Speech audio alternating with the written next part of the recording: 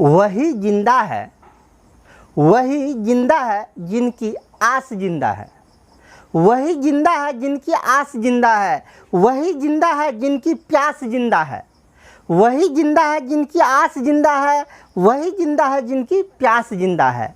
सांस लेने का ही नाम जिंदगी नहीं, अपितु जिंदा वह है जिनका संघर्ष जिंदा है।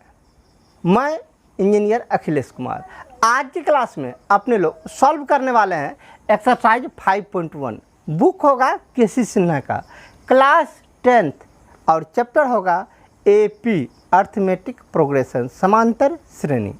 आज के इस क्लास में एक्सरसाइज 5.1 का क्वेश्चन नंबर 7 या उनसे आगे को सॉल्व करेंगे।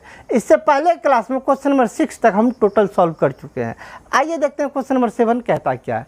क्वेश्चन नंबर 7 में कह रहा है, ये नीचे जो मतलब भाषा में जो क्वेश्चन दिया गया है, इनसे संख्याओं की एक सूची तैयार करें और यह पता लगाए कि वो एपी में है या नहीं है। इसका रोमन नंबर फर्स्ट देखिए क्या है। कहता है क्रमागत वर्षों में एक शिक्षक का वेतन, जबकि आरंभिक वेतन 8,000 रुपया है तथा वार्षिक वेतन वृद्धि 500 रुपया है। ठीक ना, तो कह रहा है एपी में है कि नहीं। इसका आरंभिक वेतन क्या है, मतलब पहले वर्ष का वेतन, पहले वर्ष का वेतन, पहले वर्ष का वेतन इसका है 8,000 रुपया।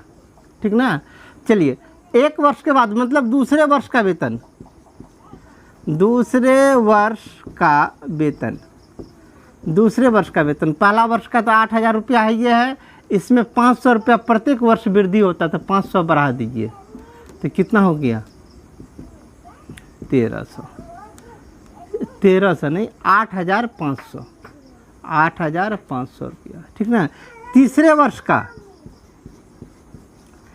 तीसरे वर्ष का वेतन, तीसरे वर्ष का वेतन कितना हो जाएगा 8500, दूसरा वर्ष था, इसमें 500 बढ़ जाएगा तो कितना हो गया 9,000 रुपया तीसरा वर्ष का वेतन।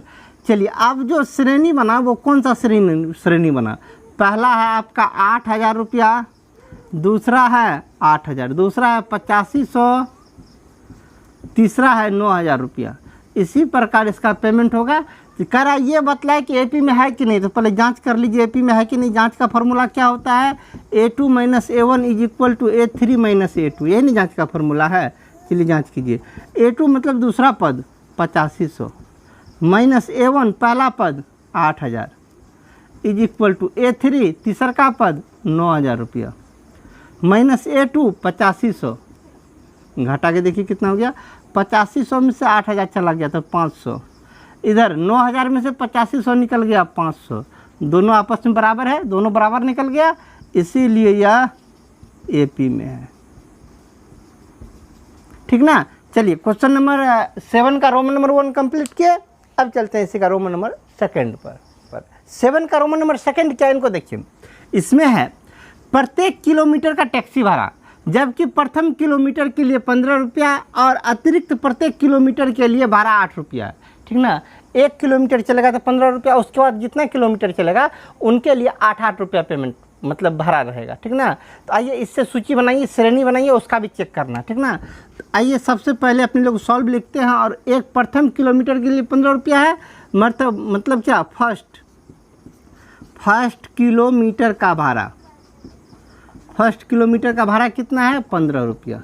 ठीक ना, चलिए सेकंड किलोमीटर का भाड़ा, सेकंड किलोमीटर का भाड़ा, सेकंड किलोमीटर का भाड़ा कितना 15 रुपया दिया है, ये इसमें 8 रुपया जुटेगा, क्योंकि अगला प्रत्येक किलोमीटर के लिए 8 रुपया पड़ता था। 15 कितना हो गया 23। अब थर्ड किलोमीटर का भाड़ा, मतलब तीसरा किलोमीटर का भाड़ा कितना पड़ेगा, 2 किलोमीटर तक तो 23 रुपया था, और अगला किलोमीटर के लिए फिर 8 रुपया और जुटेगा, इसमें 8 और जोड़ दीजिए। 23 में 8 जोड़िए कितना हो जाएगा, 23 में 8 जोड़िएगा 8 3 11 31 रुपया। ठीक ना, चलिए इससे श्रेणी बनाइए। आपका श्रेणी क्या बना, पहला किलोमीटर 15 रुपया, दूसरा किलोमीटर 23 रुपया, तीसरा किलोमीटर 31 रुपया, इसी प्रकार चलेगा। ठीक ना, आइए इसको जांच कीजिए कि यह एपी में है कि नहीं। तो जांच का फॉर्मूला डालिए, क्या A2 - A1 = A3 - A2, जांच का ये ना फॉर्मूला है। चलिए आगे, A2 का वैल्यू डालिए मतलब दूसरा पद 23 माइनस पहला पद 15 इज इक्वल टू A3 मतलब तीसरा पद 31 माइनस A2 दूसरा पद 23। घटाइए 23 में से 15 घटाइए 8, इधर 31 में से 23 घटाइए 8, दोनों बराबर निकल गया। ये भी 8 बराबर 8, अर्थात क्या आता यह AP में है। ठीक ना। चलिए कंप्लीट 7 का रोमन नंबर 2 को कंप्लीट किए। अब चलते इसी का रोमन नंबर 3 पर। रोमन नंबर 3 को देखिए क्या रोमन नंबर 3 में कह रहा है, एक सीढ़ी के डंडों की लंबाई। सीढ़ी होता कैसे है? सीढ़ी ऐसा होता है, ऐसा दीवार पे लगाने वाला सीढ़ी। ठीक है, ये सबसे नीचे एक पैदान होता है, उसके ऊपर दूसरा पैदान, तीसरा पैदान, चौथा पैदान, पाँचवा, छठा, सातवां। ये हो गया फर्स्ट पैदान, सेकेंड, थर्ड, फर्स्ट, सेकेंड पैदान, थर्ड पैदान, फोर्थ पैदान, इसी प्रकार ऊपर चलेगा। ठीक ना। अब क्या कह रहा है जरा गौर से सुनिए, सवाल को पहले समझिए। देखिए सवाल का कंसेप्ट यदि आपको समझ में आ जाए ना तो बनाना तो आसान की बात है, पहले इनको समझना सबसे बड़ी बात है। पहले आप फोकस कीजिए समझने पे। कहता क्या, एक सीढ़ी के डंडों की लंबाई जबकि सबसे नीचे से ऊपर की ओर एक समान रूप से 2 सेंटीमीटर घटता है। मतलब जितना बड़ा ये है, इनसे ऊपर वाला इससे जस्ट 2 सेंटीमीटर कम होगा, इससे ऊपर वाला इससे 2 सेंटीमीटर कम होगा, मतलब सब 2-2 सेंटीमीटर कम है। और सबसे नीचे वाला डंडे की लंबाई 45 सेंटीमीटर है। ये सबसे नीचे वाला का लंबाई है 45 सेंटीमीटर, ऊपर इससे 2 सेंटीमीटर कम है। ठीक ना। आइए सॉल्व करना स्टार्ट करते हैं। आइए सबसे नीचे मतलब प्रथम डंडा की लंबाई, प्रथम डंडा की लंबाई कितना है आपको? 45 सेंटीमीटर। दूसरा डंडा की लंबाई 45 से 2 कम, तो 45 माइनस 2, तो बोलिए कितना जगह 45 में से 2 गया तो 43, अर्थात ये हो जाएगा 43 का। तीसरा डंडा की लंबाई ये 43 है, 43 से 2 कम होगा, 43 इससे 2 कम, 43 में से 2 गया 41। चलिए श्रेणी बनाइए। श्रेणी क्या बना? पहला वाला हो गया कितना? 45, उसके बाद 43, उसके बाद 41, इसी प्रकार चलेगा। अब कहता है यह AP में है कि नहीं, इनकी जांच करें। जांच का फॉर्मूला क्या होता है? जांच का फॉर्मूला होता है A2 minus A1 is equal to A3 minus A2। जांच का फॉर्मूला ये ना है। चलिए A2 डेट मीन्स दूसरा पद 43 minus A1 45 is equal to A3 तीसरा का पद 41 माइनस A2 43। 43 में से 45 गया माइनस 2 इज इक्वल टू 41 में से 43 गया माइनस 2, दोनों बराबर निकल गया। माइनस 2 बराबर माइनस 2, दोनों सेट बराबर है, तो लिख दीजिए आता या AP में है। यदि दोनों बराबर नहीं रहता तो कहते AP में नहीं है। ठीक ना। चलिए 7 का रोमन नंबर 3 को सॉल्व किया। अब चलते इसी का रोमन नंबर 4 पर। रोमन नंबर 4 क्या, इनको देखिए। रोमन नंबर 4 में है, किसी खाते में प्रतिवर्ष जमा राशि जब 10,000 की मूल राशि पर 8% चक्रवृद्धि ब्याज प्रतिवर्ष जमा की जाती है। मतलब प्रत्येक वर्ष उसको 8% ब्याज मिलता है। ठीक ना। प्रत्येक वर्ष 8% ब्याज मिलता है, तो उसके खाता में जो जमा राशि है वो सूची AP में है कि नहीं है। ठीक ना। जरा इसको सॉल्व करते, इसको समझिए क्या हो। चलिए सबसे पहले एक वर्ष में कितना? 10,000 रुपया, 8% की दर से 1 वर्ष का ब्याज कितना? 1 वर्ष का ब्याज का तो लिखे न दिए, अब ब्याज नहीं लिखेंगे। 1 वर्ष का ब्याज। आइए मूलधन 10,000 गुना समय 1 वर्ष तो 1 के गुना दर 8/100, 2 जीरो खत्म, कितना हो गया? 800 रुपया। कहने का मतलब क्या? पहले वर्ष सबसे पहले उसके खाता में आरंभ में उसका खाता में कितना पेमेंट था? 10,000। उसके बाद 800 जमा हो गया, तो अब उसके खाता में कितना हो जाएगा? आरंभ में उसके खाता में था 10,000 रुपया, 1 वर्ष के बाद 800 रुपया बढ़ जाएगा, कितना हो जाएगा? 1800। ठीक ना। आइए प्रथम वर्ष तो 10,000 रुपया उसके खाते में था। 1 वर्ष के अंत में खाता में राशि एक वर्ष के अंत में खाता में राशि कितना 10,000 रुपया तो उसका था ही, अब प्लस इसमें 800 रुपया जुट जाएगा तो कितना हो जाएगा 10,800 रुपया। ठीक ना। अब चलिए दूसरे वर्ष के अंत में, 2 वर्ष के अंत में केवल पहले ब्याज निकालिए, 2 वर्ष के अंत में ब्याज। आइए जरा गौर से देखिए, एक वर्ष जब खत्म हुआ तो उसके खाता में अब कितना राशि चले गया 10,800। अब अगले वर्ष 10,800 का ना 8% ब्याज मिलेगा। पहले वर्ष 10,000 था, बढ़ के 800 बढ़ा तो हो गया 10,800। दूसरे वर्ष 10,800 का 8% ब्याज नहीं मिलेगा।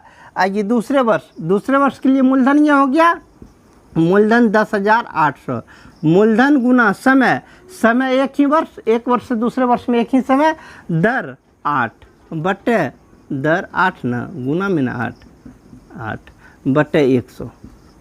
चलिए 0000 समाप्त, 8 से गुना कीजिए, 8 8 64, 8 8 64, 8 का 8 कितना हो गया 864 रुपया। अब चलिए 2 वर्ष के अंत में से ब्याज कितना मिलेगा 864 रुपया। 2 वर्ष के अंत में इसके खाता में रुपया कितना जाएगा, 2 वर्ष के अंत में खाता में राशि कितना जाएगा। चलिए इससे पहले राशि कितना था 10,800, पहले वर्ष के अंत में राशि था 10,800। इसमें दूसरे वर्ष का ब्याज 8,864 रुपया जुटेगा, 864 जोड़ दीजिए, दोनों को जोड़ दीजिए, कितना हो गया 8 8 16 1164। हाँ जोड़िए अच्छा से, गड़बड़ हो गया, 4 6 8 8 16 11,664 रुपया। ठीक ना। अब इससे श्रेणी बनाइए। पहले वर्ष आरंभ में पेमेंट कितना था 10,000 रुपया, उसके बाद एक वर्ष के अंत में कितना रुपया गया उसके खाता में, कितना हो गया 10,800 रुपया हो गया। 2 वर्ष के अंत में खाता में राशि कितना हो गया 11,664 रुपया हो गया। अब इसी प्रकार बढ़ता जाएगा। अब चलिए इसको देखिए या एपी में है कि नहीं, जांच लगाई, जांच का फॉर्मूला। जांच क्या होता है, A2 minus A1 is equal to A3 minus A2। A2 मतलब दूसरा 10,800 minus A1 10,000 is equal to A3 11,664 minus A3 minus A2 मतलब 10,800। घटाइए, 10,800 में से 10,000 घटा लीजिए तो 800 बचेगा, इज इक्वल टू 11,664 में से 10,800 घटा लीजिए तो बचेगा 864। दोनों बराबर है, दोनों बराबर नहीं हुआ, लिख दीजिए। अतः यह एपी में नहीं है, अतः यह एपी में नहीं है। ठीक ना। चलिए 7 का रोमन नंबर 4 को सॉल्व किए। अब चलते इससे का रोमन नंबर 5 पर। रोमन नंबर 5 देखिए क्या है। रोमन नंबर 5 में सुधा द्वारा क्रमागत वर्षों में बचत की गई राशि जब वह प्रथम वर्ष 100 रुपया जमा करती है और प्रत्येक वर्ष 50 रुपया बढ़ाकर वो बचत करती है। ठीक ना। तो आइए पहले सॉल्व लिख लेते हैं। आइए प्रथम वर्ष जमा की गई राशि, प्रथम वर्ष कितना जमा करती है 100 रुपया जमा करती है। दूसरे वर्ष जमा की गई राशि, दूसरा वर्ष कितना जमा करेगी 100 रुपया, तो उसका पहले से खाता में था। उसके बाद 50 रुपया वो एक्स्ट्रा जमा करती है। 100 रुपया पहले से उसके खाते में है, 50 रुपया वो बढ़कर जमा करती है, अर्थात इस बार वो 50, कहने का मतलब क्या 100 रुपया उसके खाता में था ही, अब कहता प्रत्येक वर्ष 50 रुपया बढ़ा के जमा करती है। पहला वर्ष 100 हो गया, दूसरे वर्ष इसमें 50 रुपया एक्स्ट्रा इसमें बढ़ा दीजिए, 50 रुपया और बढ़ा दीजिए तो कितना हो गया 150 रुपया। तीसरे वर्ष खाते में जमा की गई राशि 150 रुपया तो है ये है, इसमें 50 रुपया और बढ़ा दिया तो कितना हो गया 200 रुपया। ठीक ना। अब चलिए इससे एपी बने, श्रेणी बनाइए पहले। श्रेणी क्या बना, पहले वर्ष 100 फिर 150 फिर 200, 100 150 200 ... चलिए जांच कीजिए एपी में है कि नहीं। जांच A2 minus A1 is equal to A3 minus A2। A2 का वैल्यू 150 माइनस A1 पहला पद 100 is equal to A3 200 minus A2 150। घटाइए, 150 में से 100 गया तो 50 बराबर 200 में से 150 गया तो ये भी हो गया 50, दोनों बराबर हो गया। लिख दीजिए अतः यह AP में है। कंप्लीट ना। चलिए 7 का रोमन नंबर 5 कंप्लीट किए। अब चलते हैं इसी का रोमन नंबर 6 पर। क्वेश्चन नंबर 6 बड़ा ही अच्छा क्वेश्चन, इसमें क्वेश्चन बहुत लंबा था, उसको हम नोट नहीं किया, लेकिन उसका मीनिंग क्या, उस मीनिंग को आपको हम समझा रहे हैं। इसका मीनिंग कहता है खरगोश का एक जोड़ा खरगोश जो है वो जब एक जोड़ा खरगोश कोई लाता है तो पहला महीना वो प्रजनन नहीं करता है, लेकिन दूसरा महीना वो प्रजनन करता है। प्रजनन करके एक जोड़ा को मतलब वो एक जोड़ा बच्चे को जन्म देता है, ठीक ना। और इसी प्रकार ये क्रम हर हमेशा चलता है। तो आने वाले कुछ समय में, जबकि एक भी खरगोश नहीं मरता, पहले कंडीशन ये खरगोश मरता नहीं है, तो आने वाला समय में इससे जो श्रेणी बनेगा वो AP में है कि नहीं है, जरा गौर से देखिए। ये खरगोश पहले खरीद के लाया गया, पहला महीना ये खरीद के लाया, एक महीना में प्रजनन नहीं किया, जितना था उतना ही रहा, ठीक ना। पहला महीना हो गया, सेकेंड महीना में यहाँ पे रखते हैं इस साइड, ये हो गया फर्स्ट महीना में वो जितना था उतना ही रहा। ये सेकेंड महीना में 2 का 2 ही मतलब एक जोड़ा ही रहा। इसका थर्ड महीना में पहला वाला जोड़ा जो ये 1 महीना के बाद प्रजनन किया, 1 महीने के बाद प्रजनन करके नया संतान को जन्म दिया। अर्थात तीसरा महीना खरगोश का संख्या कितना, 1, ये हो गया दंपति, अपना जो उसका जनक था उसका एक बाल बच्चा, मतलब एक जोड़ा। ये कहने का मतलब ये तीसरा महीना का घटना है।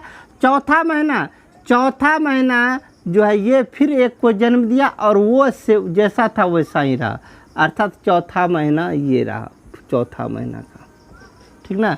कहने का मतलब ये 1 महीना जनन नहीं किया, दूसरा महीना से हर एक बार ये जनन किया।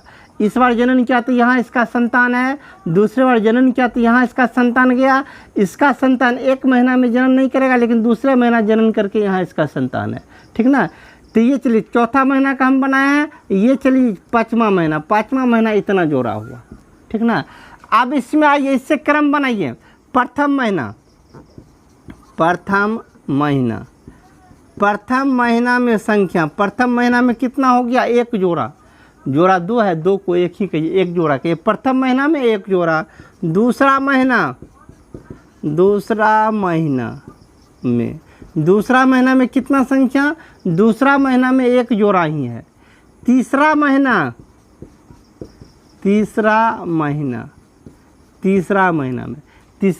में ये 2 हो गया, तीसरा महीना में 2 हो गया। हमको AP के लिए 3 ही पद चाहिए, ज़्यादा पे माथा लगाना भी नहीं है। चलिए श्रेणी बनाइए। श्रेणी क्या बना आपका, 1, 1, 2।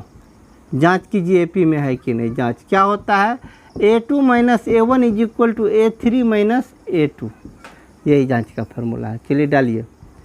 A2 दूसरा पद 1 माइनस A1 पहला पद 1 इज इक्वल टू A3 तीसरा का पद 2 माइनस A2 दूसरा का पद 1 में से 1 गया 0 इज इक्वल टू 2 में से 1 गया 1, दोनों साइड बराबर हुआ, नहीं हुआ बराबर, लिख दीजिए अतः यह AP में नहीं है।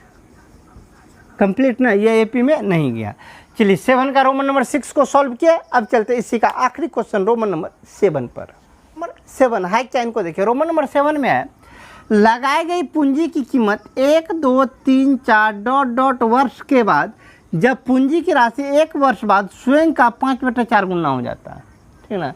मतलब प्रत्येक वर्ष, 1 वर्ष किसी भी बिजनेस में जितना पूंजी लगा रहे हैं ना, वो पूंजी 1 वर्ष के बाद 5/4 गुना हो जाता है, ठीक ना। कितना पूंजी लगा रहे हैं वो है नहीं, उसको कोई एक राशि मान लीजिए। माना कि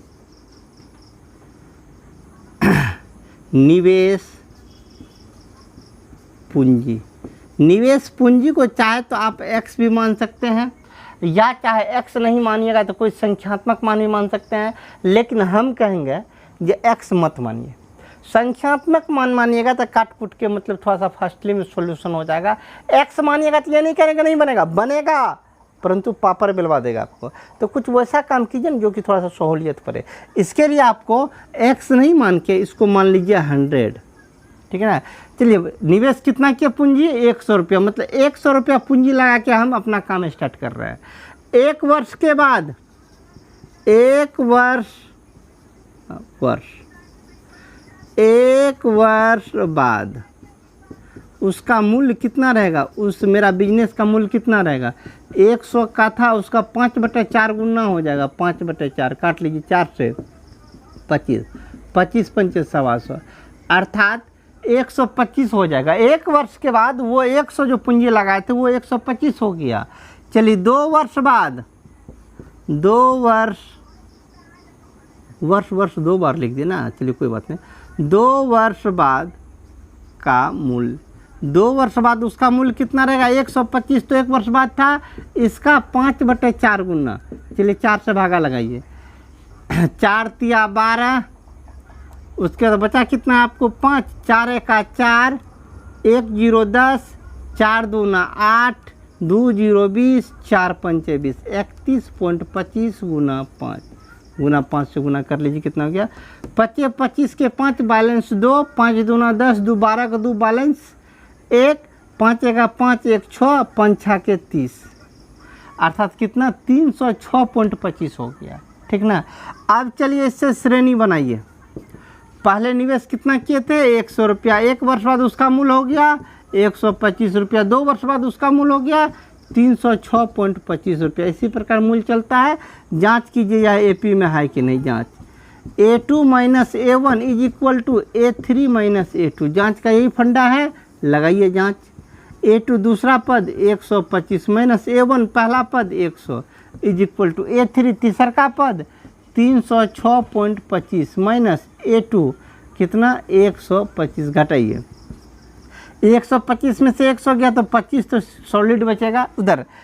306.25 में से 125 गया, 306.25 में से 125 गया तो कितना लगता है, थोड़ा सा ऊपर गलती किए है ना, 306 का हो जाएगा।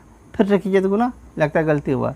5 25 25 के 5 बैलेंस 2, 5 दूना 10, 2 12 का 2 बैलेंस 1, 5 का 5 1 6, 5 तिया 15 ना, 15, 15 मतलब 156.25, तब तो ये गलती ना है। 156.25 यहाँ पे डालिए, 156.25, 156.25 में से 125 घटा लीजिए तो हो जाएगा आपका 25.75, ठीक ना। दोनों बराबर हुआ, बराबर नहीं हुआ लिख दीजिए आता या AP में नहीं है। क्लियर। चलिए 7 में कुल मिला के 7 क्वेश्चन था, 7 को सॉल्व किया। अब चलते हैं अगले नंबर पे, लेकिन अगला नंबर तो अब है ही नहीं। इस एक्सरसाइज में 7 क्वेश्चन था, 7 सॉल्व। अब चलते हैं अगले एक्सरसाइज में, लेकिन आज नहीं।